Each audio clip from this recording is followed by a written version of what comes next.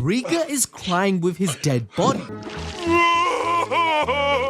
The scene transitions to Rika crying as Yuta's dead body lies there with 5 minutes left to live. Now the good thing is at least Shoko had the audacity to actually do something about it and stitched him back together. But remember, these two made a promise to marry, but Yuta was forced to throw away his humanity and go back on his word. Yuta is the one cursing Rika because he loves and cares for those around him too much to ever want to let them go and make them feel pain. He is motivated by his friends, calling himself blessed for having them. However, this theme of love is rooted even deeper in his character. Remember when Gojo mentioned his lineage is even more blessed than himself? Yuta might be a descendant of both Michizane and the Fujiwara clan. So shout out to Shad's Manga Only on X for catching the small details about Kenjaku's hair and attire in this chapter. Take a look at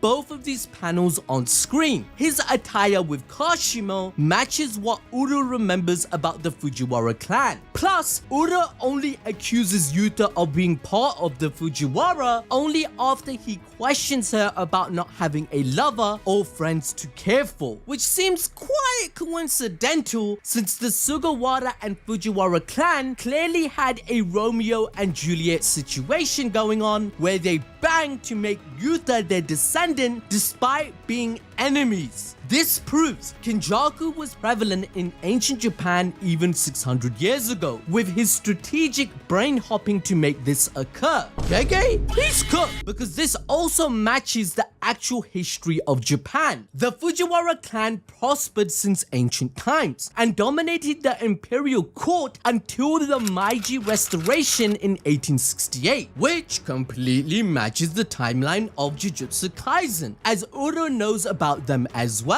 Basically, in the past, the Fujiwara clan became jealous and conspired to convince the emperor that Michizane was plotting against them. He was essentially the Gojo of his generation, extremely talented, well-liked, and very powerful. However, they succeeded in getting Michizane banished, where they stopped him from teaching, working, and being influential despite his innocence. As a result, Michizane became a vengeful spirit upon death, just like in Jujutsu Kaisen, where Kyoto suffered calamities. Now, we only know of one person who would try to use such a drift between clans to his advantage, which he did even in modern times, taking over the Kamo clan and destroying the three major families. He must have moved within both clans to add fuel to the fire, as well as obtain more influence or reach. That means Yuta might be the result of Kenjaku meddling with these clans. This is why Yuta's ancestry might be traced back, and it would make sense why he's the most naturally blessed in the series, as Satoru Gojo said. But if we want to make this a bit more